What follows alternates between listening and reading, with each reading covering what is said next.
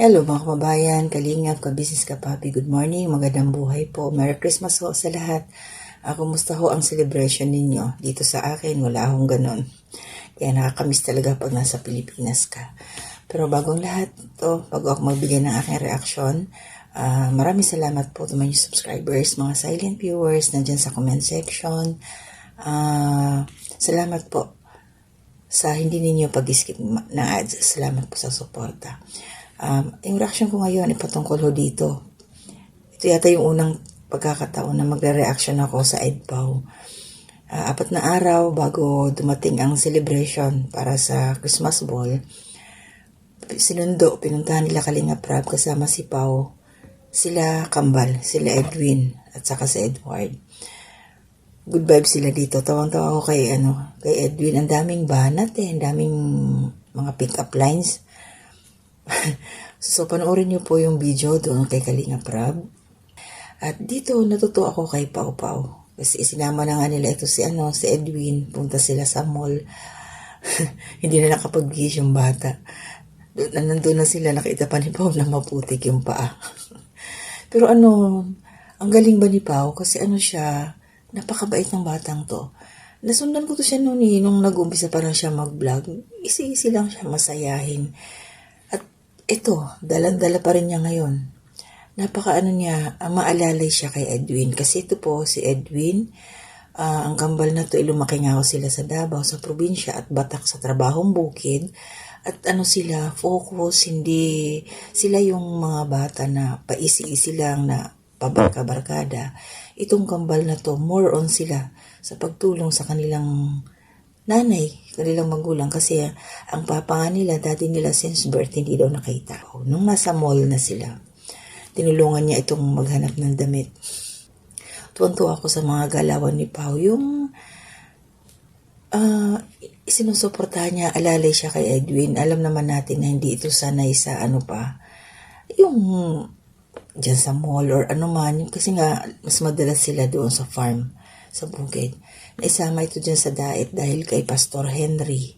Nakapitbahay daw nila doon sa Davao. Kaya nandyan sila ngayon para mabigyan, matulungan o makapag-aral. Kasi doon sa kanila hirap sa buhay. So, salamat sa Kalinga Prab. Dahil ito, nakatagpo ng pamilya. Pangalawang pamilya, pangatlong pamilya na. Ito sila Kambal. At salamat kay Pao dahil yung pag-alalay niya kay Edwin. Sorry, nahulog yung ko.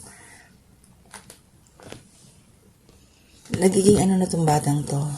Hindi siya nag-aalangan si Edwin, parang nasasanay na rin siya. At nakagabay, si Pao. At ayun, si Kalinga Prab nakasupport talaga. Kasi syempre, wala naman estudyante pa tong mga to Paaral pa. At saka lang may mga sponsor sila. Salamat po sa mga sponsor ng Kambal. At ito ngayon, binilhan na nga ng damit ni Kalinga Prab. Sagot din niya. May pa-bonus pa. Kumbaga binigyan din ng pocket money. Kasama din si Pao. Full support talaga si Kalinga Prab sa dalawa. Ayun, parang mga Kalingap, ito sila Edwin. Gusto talaga nila makatapos sa pag-aaral. Kaya maraming salamat. Kasi nga, nandito na ito sa Kalingap team na lapit na ni Pastor Henry.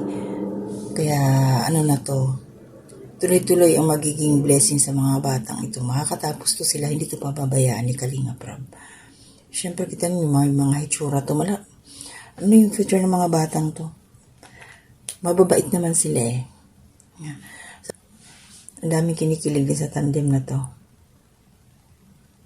Salamat po sa mga hindi nag-skip ng ads, nakasupport po dito sa EDPAW, kila Kalinga Prab. Pantay-pantay po ang trato natin sa love team sa mga beneficiary po ni Kalinga Prab. Kaya shoutout sa iyo, Pao. Merry Christmas. Salamat dahil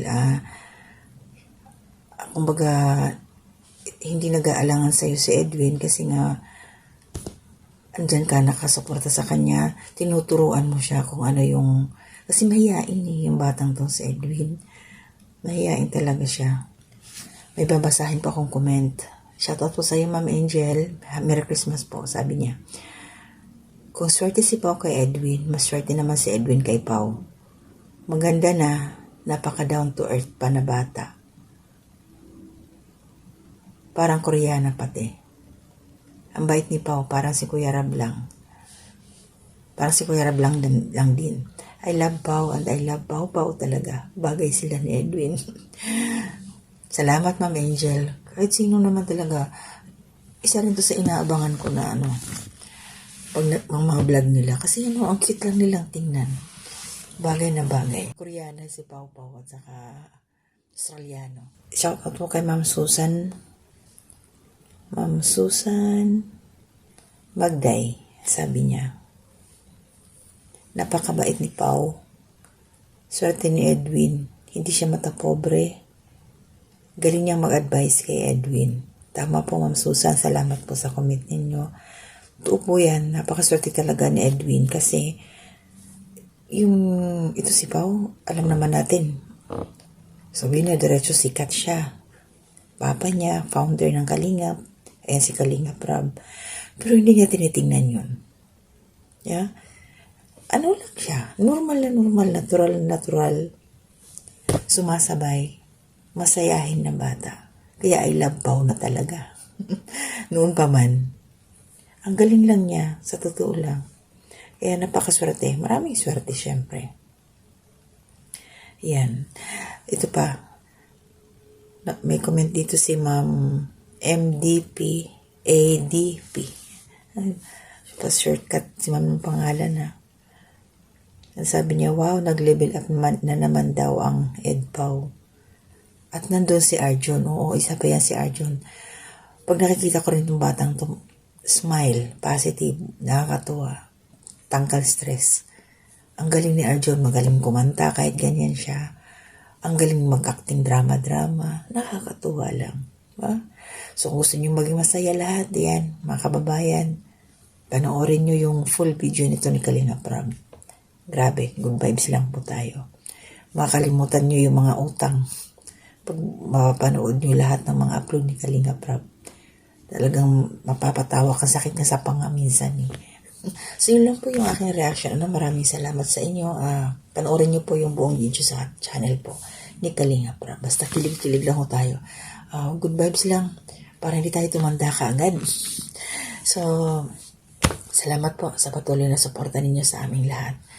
Shoutout po. Shoutout ko na ba yung aking mga kasamahan? Basta ilalagay ko na lang po sa dulo ng aking ginawang reaction. Inaantok na ako pagkatapos lang ng trabaho. Advance Happy New Year po. To God be the glory.